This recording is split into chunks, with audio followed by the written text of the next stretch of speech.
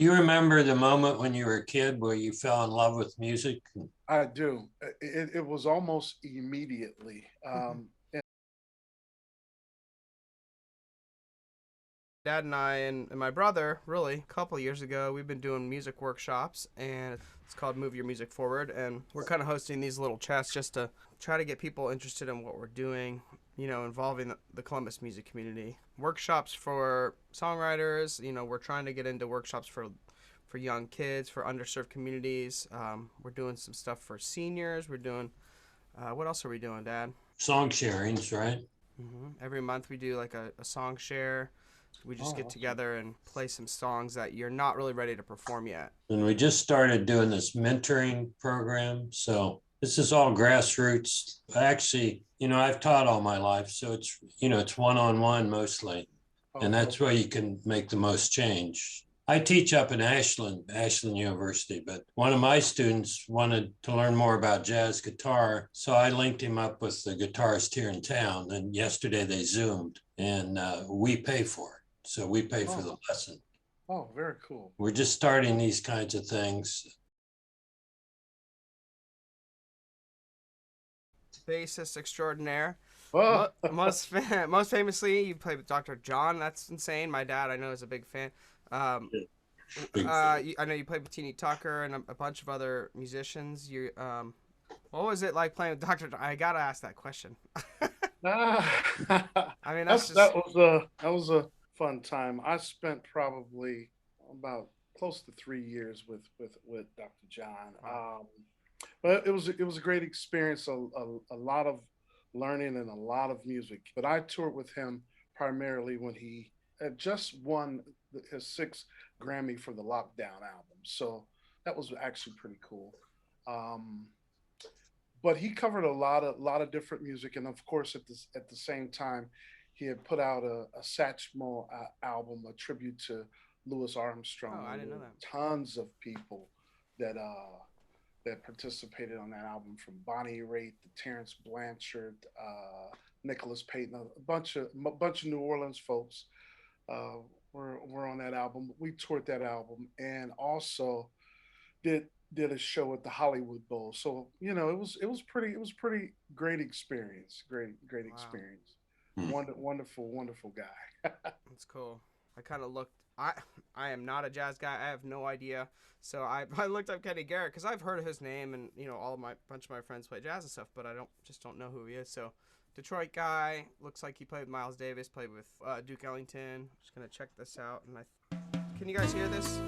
Yeah. Yeah.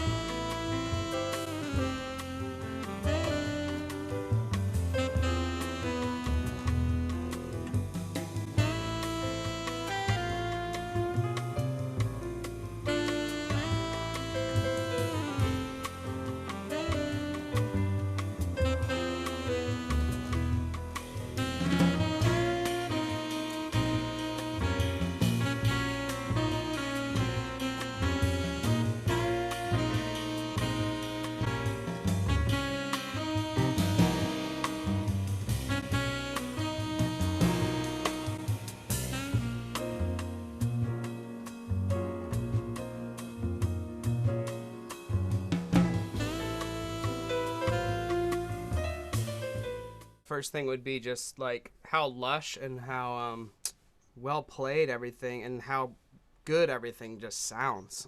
When was this recorded? Let's see. Since It 1992. had to be Okay. 92. If you're a jazz player in this situation, I would imagine there's like a lot of rehearsal? Like, is that how you do this? I mean, I have no idea. Because recording for jazz is so different. You're playing in a room together. Like, it's just a recording, right? Yeah, for the most part, but I would imagine that Kenny probably, and I don't know this for a fact, but Hmm. he probably wrote out a chart of the music, and based on the feel of what he wanted, he expressed that probably to each musician. Yeah. And then, of course, they came up with a roadmap of what they wanted to do. Hmm. But coming from Miles' band, I would imagine that his expression, he's probably open to expression. But if you look at the players on there, the Brian Blade and Sharnette Moffett, I mean those are jazz players that can pretty much adapt to Mm. any situation. So Okay. yeah, So yeah. they're just coming in, they got a chart, and they're like, all right, let's play this. Probably. I mean, in Wow. some cases, I don't know what Kenny's style is as far as the way he produces things, but sometimes they'll give you exactly what they want you to play, and then sometimes they'll kind of leave it open. But Hmm. his expression, if you listen to his music, he has a certain flow that can kind of go all kinds of different directions. That his music just feels incredible. So Right. I would imagine the spirit of what he wants to accomplish, he's able to bring the players in that actually have that same spirit and can pull that off. So yeah. That Miles Davis, I heard that he would say, "Okay, bass player, like you're the band leader for this song. Like go ahead and like let's do that." Is that kind of a thing? I get it. It depends on the style. Yeah. Some band leaders are very open. Yeah. Others are like, I really want you to play this line, or I Right. want you to play this feel, Yeah. and I want you to comp here and do this and do that. So Hmm. yeah, I think it depends, and I think Miles, his over his career, he probably changed his approach to things. There was an Right. interview that they did with Marcus Miller years ago about Miles, and he was like, he would tell him, to play a certain thing, and then he would stop the tune and say, "No, not that," and then he would complain about everything Marcus was doing, and Marcus was like, "Oh, I should just go ahead and play and ignore it." So it's one of those things. Yeah. But he Yeah. was able to give Miles what he wanted, although he may have expressed it a different kind of way. So Right. That's so funny. Well, let's yeah. While you're doing that, I'll tell a quick story. Dr. yeah. John used to always talk about my bass and Reggie Jackson's kick drum. He's like, now his kick and your bass, he said, when that's grooving, I feel good. That's great. that That's was so that was cool. a fun that was a fun memory of Mac. Yeah. You gotta have that. Gotta you put that right on your resume. Hey, somewhere. Yeah. Right.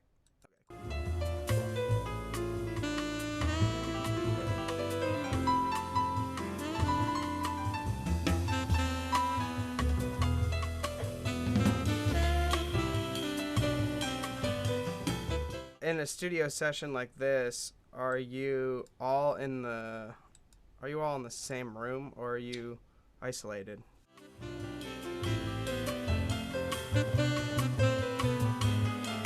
And the bass may be isolated. It depends on the recording studio. But the horns are probably definitely in a booth or something. Yeah. Okay, that makes sense.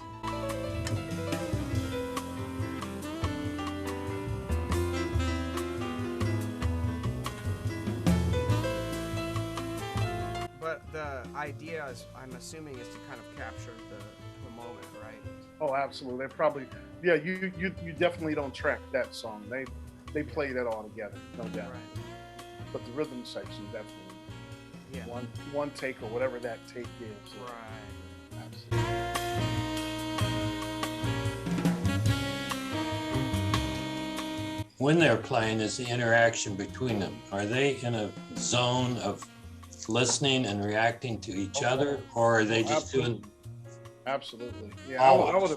I would imagine so for a song like that, and taking a look at that personnel, Brian Blade and Oh yeah. Sharnette Moffett, they are definitely listening to everything that's going on, and that whatever the reaction is, but the feel, if you notice, most of the tune Kenny plays the melody all the way through, and he can Right. teach that in the piano Right. solos over Yeah. over the part, and he doesn't really start blowing a little bit until it starts vamping out towards the end. Okay. So Yeah. it's more of a vibe, but everything kind of stays in there, and I think he probably, intended for that to be the case. So you constantly hear the melody, but you also hear the Oh, piano cool. player comping over that. Yeah. That's cool. Let's hear that ending too. You hear it? Yep. Yeah. I hear him now.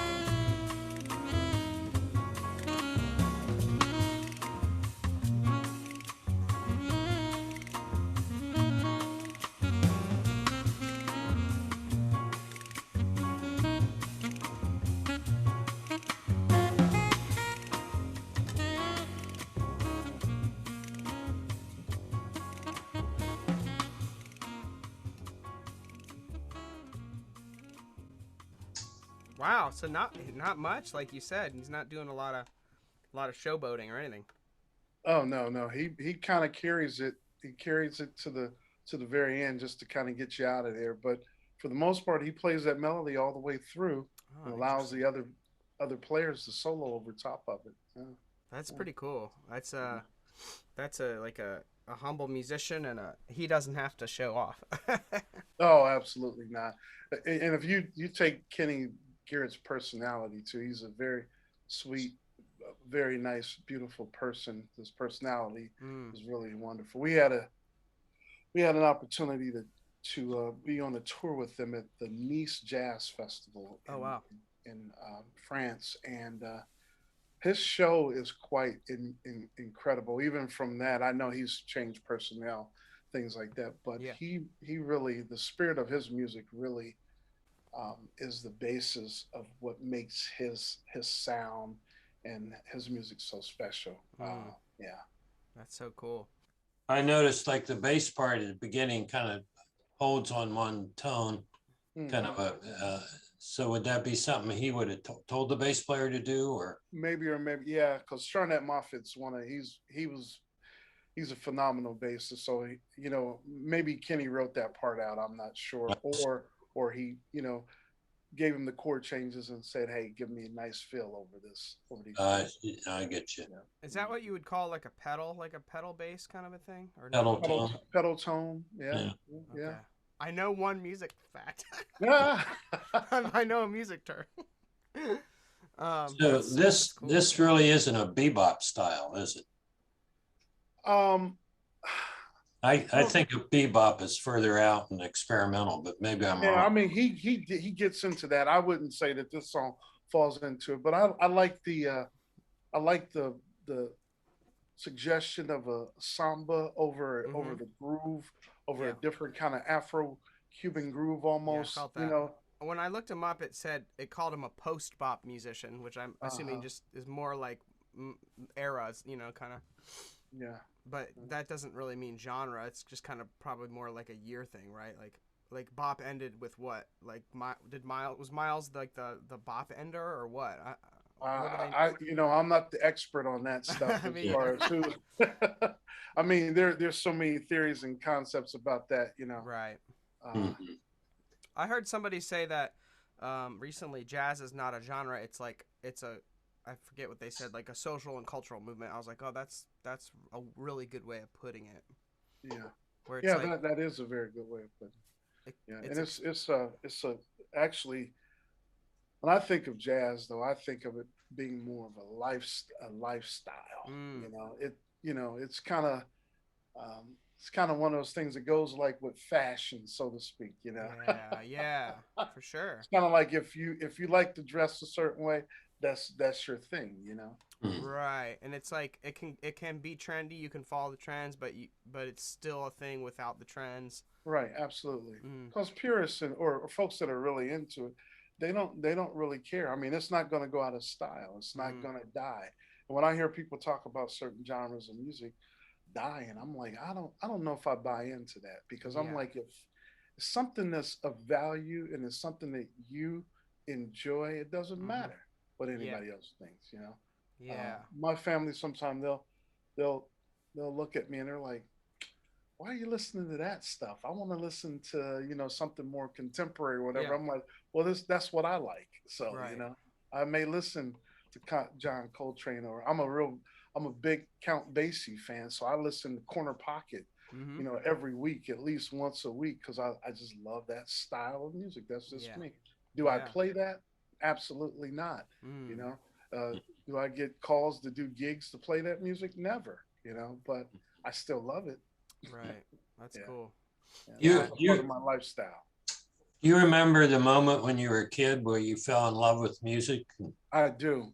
It was almost immediately. And I grew up in a Pentecostal church, and I remember the thing that drew me into the church was not the preacher, was not the choir, so to speak, but I love watching the musicians. Yeah, of So, course. And that was really inspiring to me. Yeah, Mm. yeah, because they always seem so happy too. yeah, Right. Yeah, playing music. Yeah. That's yeah, awesome. interesting. That's really cool. Um, let's try this other song. I'm gonna do. This is one my dad picked.